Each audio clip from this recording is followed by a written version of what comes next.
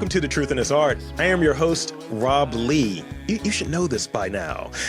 Today, I am interviewing a small business owner and community builder, the owner of the Mobtown Ballroom, located in historic Pigtown. It is Baltimore's premier location for Lindy Hop and swing dance events, dance classes, and an array of live music. Please welcome Sarah Sullivan. Welcome to the podcast.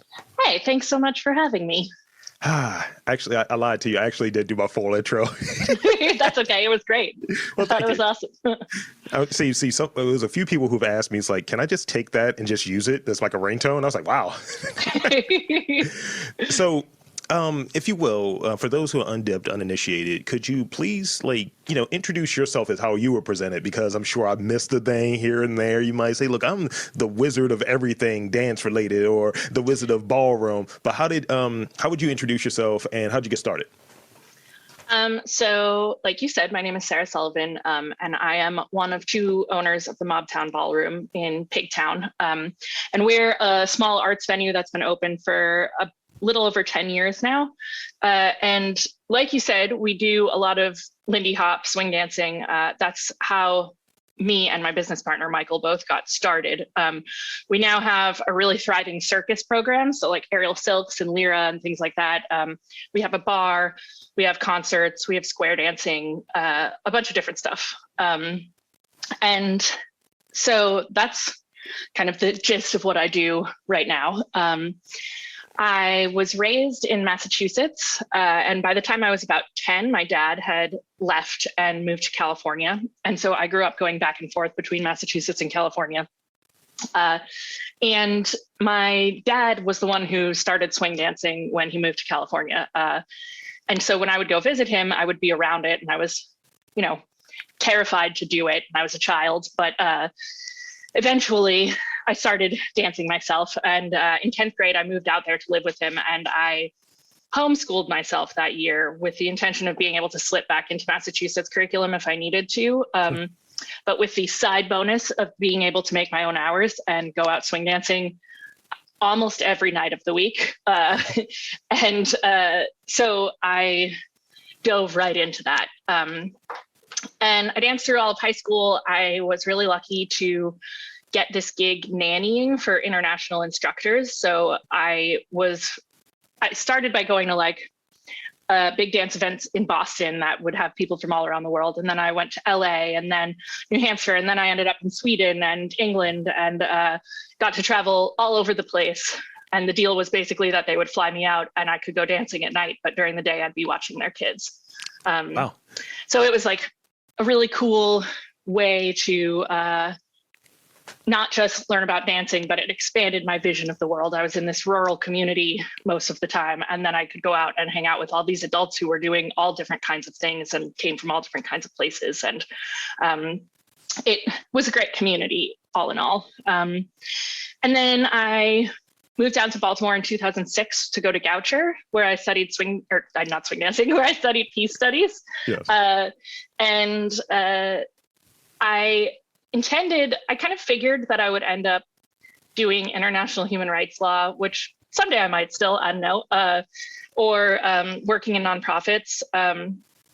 And while I was in college, Michael and I started a weekly dance. There was already a weekly dance happening on Mondays. We started one on Fridays. And I graduated college, kept doing that weekly dance, got a job at a nonprofit, worked in a nonprofit for a few years, and then kind of got totally disillusioned with the way that nonprofits function and their entire existence. Not to shit on all nonprofits, but I got pretty disillusioned. And I think with the ballroom, I switched to that full time and figured it gave a really unique opportunity to have sort of control over a space and to make a space what I thought it should be and bring people into a community and help them become who they were going to become in that community. So the ballroom, we started the ballroom in 2011.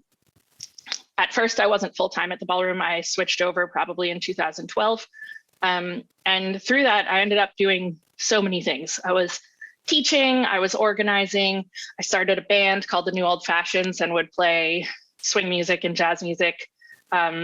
actually up and down the East Coast. It was really cool. And then I joined Guardian Dance, which we'll talk about a little later, the dance company that Brie Mason Campbell runs.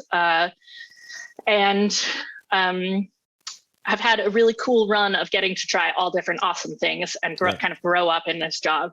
I think, interestingly enough, probably about 8 months before the pandemic, I found myself kind of realizing that I was 31 or 32 at the time, and I was living 25-year-old Sarah's life. And so I needed to make some space. So I actually took a hiatus from Guardian, stepped back from my band, kind of was making space for everything. And then COVID hit, and I had plenty of space for everything.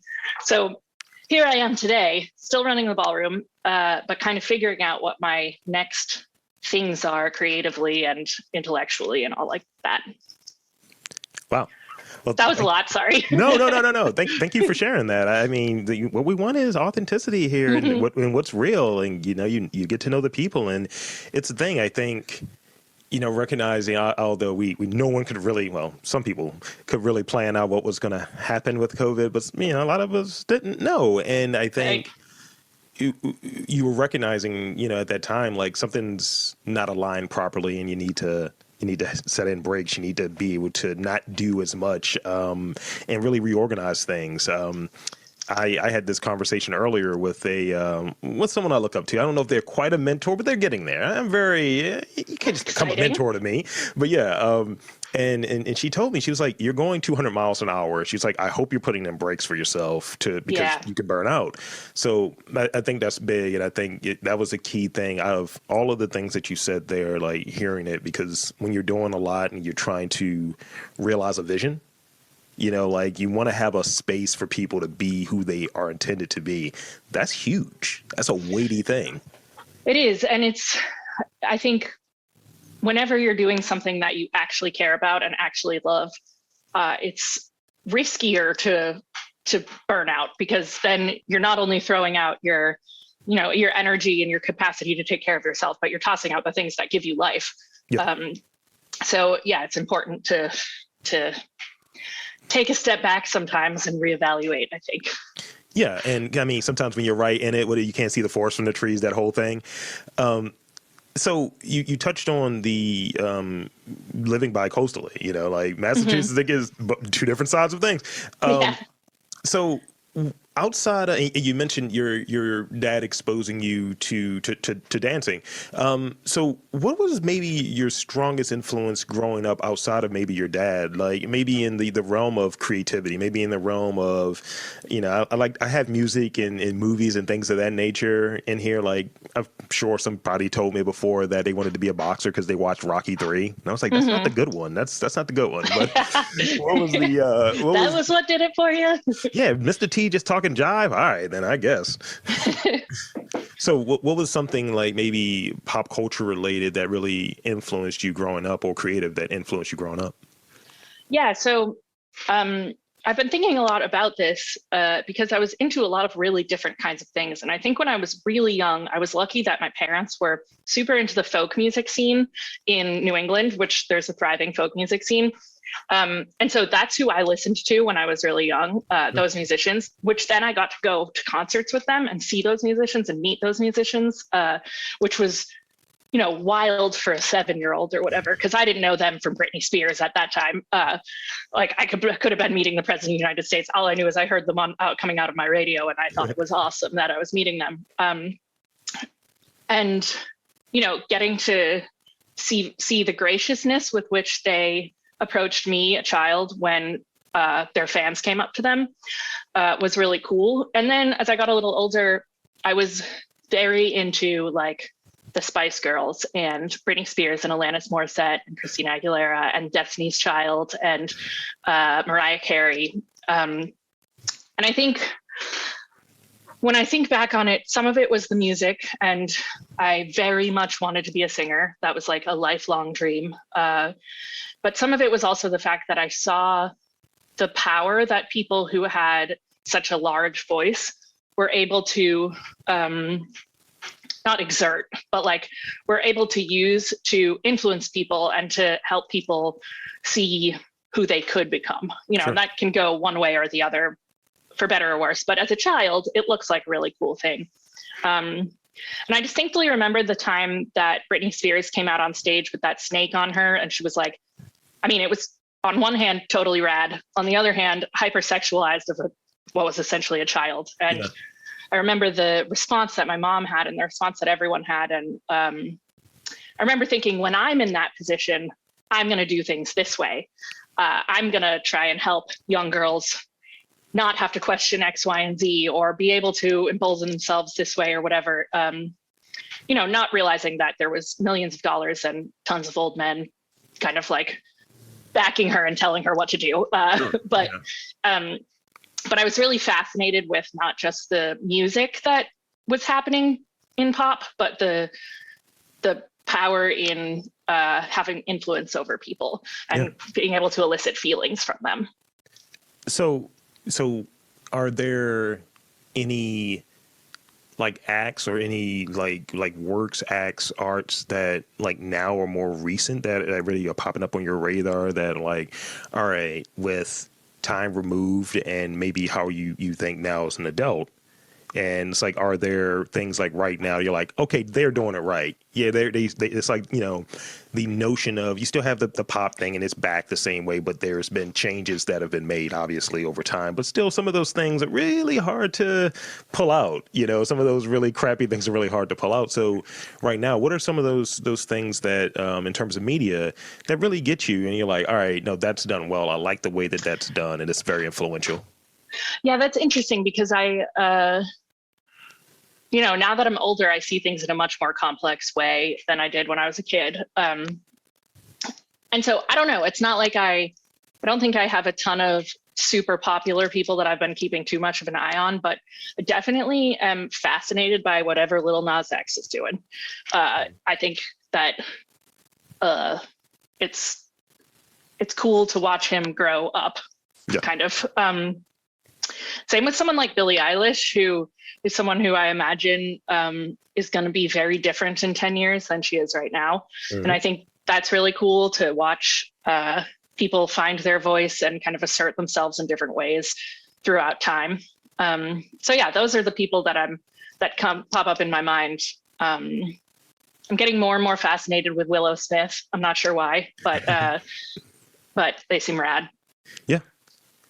That's great. That's great. That tracks because it's a certain freedom there. It's a certain realizing what's happening and kind of playing the game and telling people that, hey, I am playing the game because I know what this whole system is. I know what this factory of nonsense is. So I'm just going to play with it.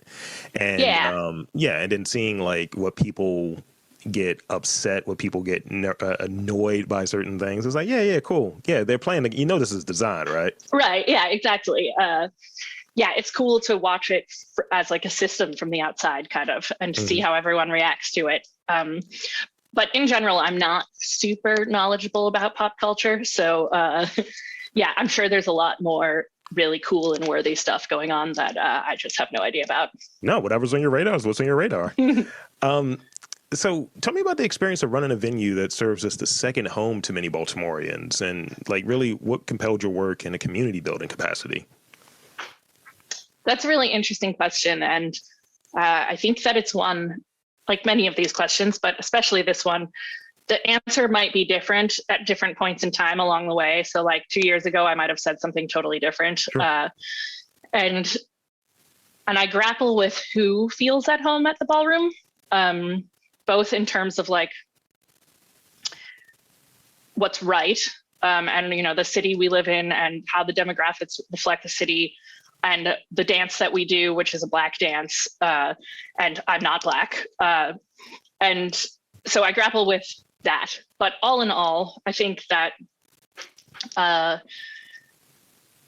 in the day, not to romanticize back in the day, but I think that pre-internet, there was a lot of more spaces where people could physically go to step outside their mundane day-to-day lives so they could, work their job and take care of their family and put food on the table, and be at whatever sort of status they were in society, and then go to these places where there was some kind of expression, whether it was music or dance or poetry or whatever, and try on being a different version of themselves that is maybe a little more dignified. And something that I think on the internet's best days, people, especially people who live in more isolated areas, get the opportunity to do. But we're really trying to create a space, I think, that liberates people to be something outside of what capitalism places on them. Yeah.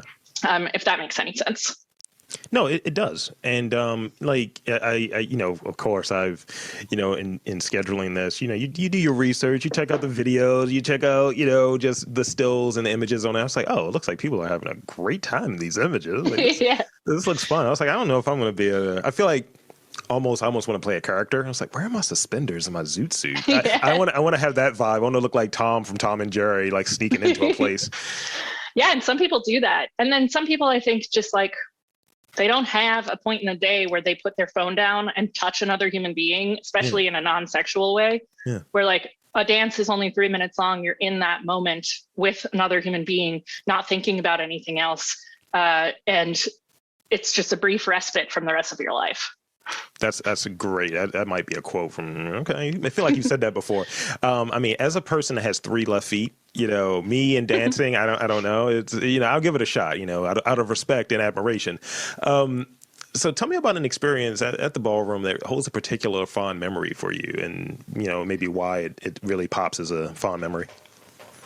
This is a really good question to have to answer after 2 years of a global pandemic, because I got to say that running a small business during a pandemic is not, it's not without its unpleasantries. I'll say that. And so, thinking back and thinking like, what were some really good times? I think that we've had the great opportunity to run events that aren't one thing. They're not just music. They're not just dancing. They're not just acting or theater. And when we started doing that, I'd say one of the first things that we started doing was having these variety shows. We haven't had one in like 5 years, but we would put out a call and have all sorts of stuff. We had belly dancing, burlesque. We had skits. We had aerial silks. We had people like juggling and shit, doing all sorts of stuff. And sometimes we would have live music, and it was really fun because from the perspective of who's already in our community, it gave people a chance to show off what their other skills are. So someone who maybe like isn't a stellar dancer or whatever, but is part of the community, gets to be like, here's this other part of my life where I really do shine. And from my perspective, I feel like I have a lot of creativity, but don't necessarily have one medium for it. I don't have my like form of expression yet. And so getting to like take this experience that we're making for people and look at it from the perspective of the musicians, the bartenders, the janitor, which is me, the another skill, right? The sound guy, the lighting person, the performers, getting to see it do all those different roles and watch it come together has been just like, I don't know, it makes me so grateful to get to have the job that I have. It's great to hear that. And I like how you prefaced it, like after, this season 3 we're in, I believe, of the pandemic, as the pandemic turns or what have you. I feel like being able to recognize like when things were good and when things were great and why they were good and why they were great. It's that reminder, and it's like, oh, I can't wait to get back to this. Can't wait to get back to seeing you guys and all of that good stuff. Yeah, it's really interesting to have been doing the same job essentially for 10 years. I mean, I guess 11 now. I was 23 when we started the ballroom, and I was about the same age as many of the people who were attending, or they were older than me.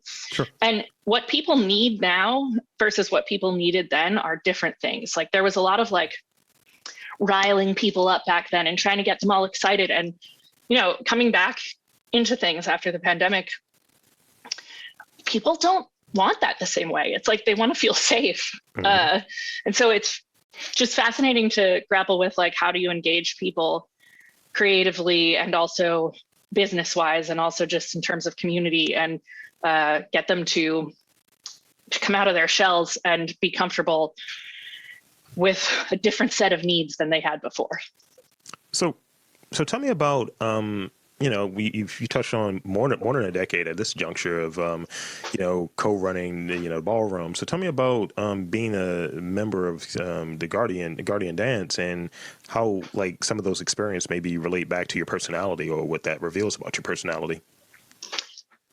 Yeah. So first of all, for people who don't know, Guardian is a dance company whose mission is to act as a cultural preserver and restorer by practicing, performing, and passing on African-American dance forms. So it is I'd say, categorically Black dance company that I had the privilege of being a part of, even though I'm not Black. And it's basically a collection of teaching artists who all specialize in a certain kind of, like, their, like, home language for dance, Sure. and teach each other. And then there's all sorts of projects that get done with the company doing all those dances. So there's Lindy Hop, West African, locking, breaking, and Baltimore Club.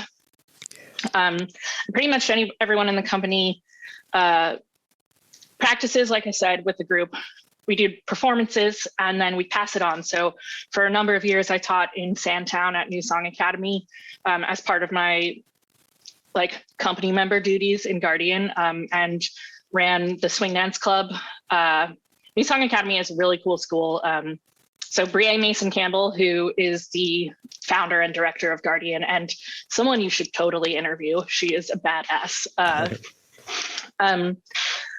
She was the full-time dance teacher at New Song Academy for like 15 years. And so while she was there, every student had dance every single year, a different kind of dance. And so there's generations of people in that neighborhood who are aware of what Lindy Hop is and is part of their culture, and all that is really cool. Anyway, I digress. I got pulled into Guardian by Brie when I was around 23. Mm-hmm. I think that I had no idea what I was getting into. You can talk about it like a dance company, but ultimately it became this little microcosm of what I think America could become if people were in relationship with each other across different societal barriers. Sure. And so, for instance, while I was there, we did a couple different pieces that were really awesome. We toured Baltimore City schools and did this piece called Time Machine, where I was a scientist who worked for the African American History Museum. Why the History Museum has a scientist, I'm not sure. The kids never questioned it. But I would go back in time with the audience, and the rest of the company would change outfits every scene. And so we would go to like the 20s and learn about Lindy Hop and who the major Lindy Hop figures were. We'd go to the 80s and learn about breaking. We'd go to like basically all over the place. And then in the end, back to Africa, and would share the exchange between African dance moves that have now become Baltimore Club moves. Nice. Then we did one called Dancing White, which was for adults. We toured universities, and it basically traced cultural appropriation from the time of slavery up until now, and showed how Black art was commodified and taken away from the ancestral inheritors of the dance forms. And then we did a follow-up to that called Heroes and Villains, which was sort of a response to like, so what next? And my point in describing all these is that they're fairly heavy topics, especially for a group of people that we were diverse in, like, at the time that I was in it, at least, like racially, religiously, age-wise, ability-wise. And we choreographed these things together. So a lot of the conversations that we were having were not just about what we're going to do dance-wise, but what does this all mean, and what are we trying to say, and who are we? And so it was this amazing opportunity to be in relationship with a group of people and to have actual stakes to that relationship, because we were performing together and doing things that we found important. And yeah, and to just get to sort of talk about intersectionality and patriarchy and racism and all sorts of things, but in real terms, not in buzzwords. What it says about my personality, I have no idea. I think that in the beginning, it definitely pointed out my young liberal whiteness on the daily, and really like was the kind of gift that I'm not sure I deserved to get, where like it just broke my world wide open. And then as I got older, I mean, I think that it really, whether this was already in me or whether it taught me this, it taught me a lot about commitment and integrity and following through on things and being in relationship with people and what it means to like be in a community that, you know, I could pick up and leave any day. I'm of a certain class of people that could just like move to California tomorrow if I wanted to. A lot of people in Baltimore aren't that. And what does it mean to be in a community where you are interdependent and actually responsible for each other? I think that that's become something that's really important to me, to recognize that, you know, we're interdependent. And that's really, really interesting to notice that, you know, just the timing, you know, you're describing is like, it kind of runs concurrent to the ballroom. So that's, yeah, I feel like there's some overlap there. So thank you for sharing that. And, yeah, it was good to hear a lot of that stuff or what have you. So, definitely ally. I love it. I hope that makes sense and also doesn't sound totally batshit, but No. See, everything is batshit here. I'm batshit. So I got one more question before I get to these rapid fire ones, and this one might be kind of a rapid fire one as well. Okay. But how do you what is generosity? What does that mean to you as an artist, and how do you emulate it? That's such a good question. Also makes me question whether or not I'm an artist. I think that's really hard. But my gut reaction is that being generous as an artist is having the courage and the ability to take people with good faith, that enough to be yourself. And I think that being yourself and expressing yourself and putting that out there to people gives other people permission to do that same thing. And just real quick, when I think about the best dancers that I know in the Lindy Hop scene, you know, there's a lot of mimicking that happens and a lot of emulating other people. And I think the best dancers to me aren't the ones who make me want to dance like them. They're the ones who make me want to dance like me. The ones who are so in themselves and willing to show that they invite me to do the same thing. And I think that is a surprisingly generous thing to do. That's great. I like the way you described that. And yeah, see, I think with asking that question, you kind of get an idea of how people think, and maybe ultimately it's a gem. It's a gem that's like, oh yeah, this is kind of what generosity is. I think a lot of times we don't acknowledge it. We just look at it as in a capitalistic sort of way, or in a, how do I get something out of this sort of way? And really it's just like, you know, thank you for the conversation. You know, that's a form of it. And it's like, you've enabled me to think more broadly and so on. So thank you for that. So now all of the goodwill, right, that I've established, I'm going to let it go all the way, because I'm going to ask you 3 rapid fire questions that will melt your brain. Cool. The key to that is going to be rapid. I'm going to try really hard to oh no, there's a timer that comes on and everything. I'm kidding. Cool. You know, it obviously, you know, being a small business owner, you're an entrepreneur. So what popular entrepreneurial advice you just disagree with? You're like, no, that's wrong. Oh God. Pretty much everything related to branding and the internet and NFTs and cryptocurrency and whatever shit all that is. See, that was pretty rapid, actually. There are so many people that come up to us and are like, you know, you should really do this with your website, and you should really do this with your branding and your logos and your cross-platform, whatever horse shit. You should be on the internet more.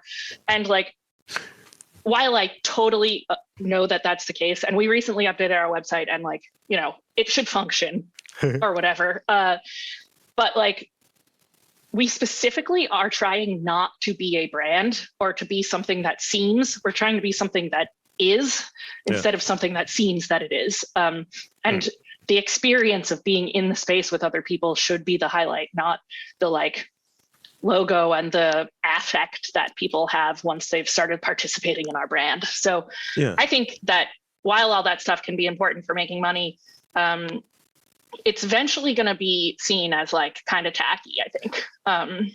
That reminds me of one of the things they were talking about in the Get Down about like DJs. It's like, yo, don't bootleg my stuff. You were there, you experienced it in space. Yeah. And you had me feeling real weird at one point because I was like, I can't find any information. I feel like I'm stalking. It's like I'm just typing and looking. And I was like, I need you to send something to me. So next two, what is the greatest modern invention? And I know it's not NFTs because you just slagged those off a little bit. So, oh God, yeah.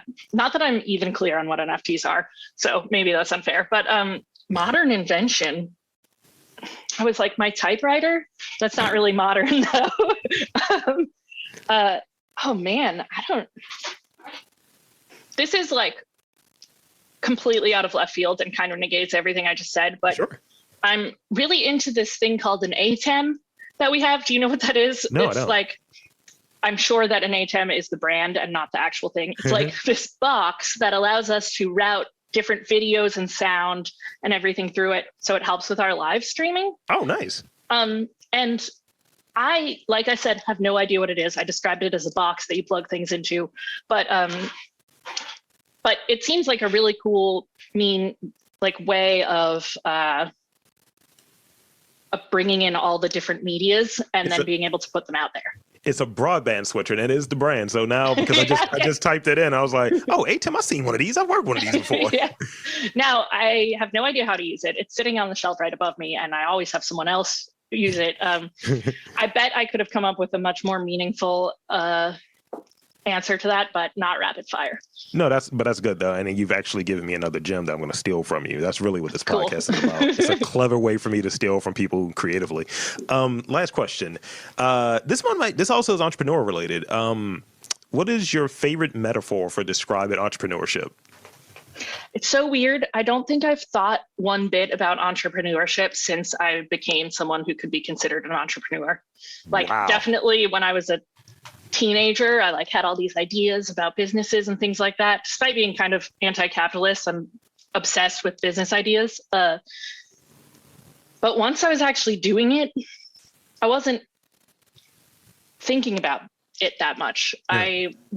I like to look at, I don't think this is a metaphor, but I like to look at business stuff and entrepreneurship stuff as a vehicle to get to something real, not as the thing that is actually real.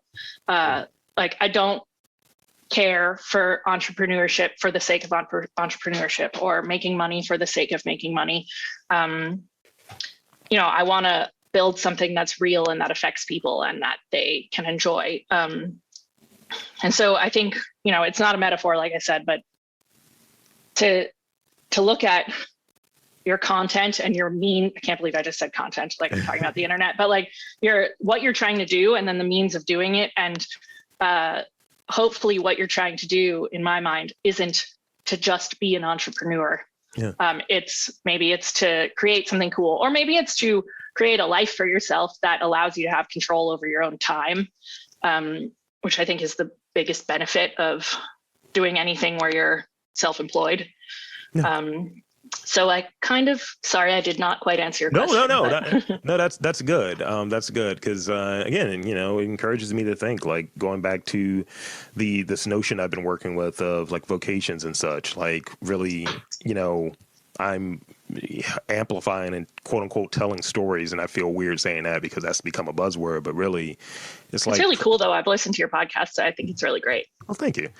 It's really trying to uncover those things that people just don't know and they wouldn't know. And that's what I feel like part of my job is. And it really, the through line for most of the stuff that I do is, hey, I think this is interesting. You should too. Let me talk about it with the people. So that's pretty much all I have. and I want to thank you for coming onto this podcast. And I want to invite Thanks for having me. Yeah, absolutely. And I want to invite you and encourage you to tell the fine folks where to check you out on social media. And I thought about it, but yeah, please. Where to find me on social media? On Instagram, we have at Mobtown Ballroom. My personal one is at Sullivan, SULLSTERVAN. We're also on Facebook, and that is it. So there you have it, folks. I want to thank again Sarah Sullivan for coming on to the podcast. And I'm saying that there's art in and around Baltimore, dance in and around Baltimore. You just have to look for it.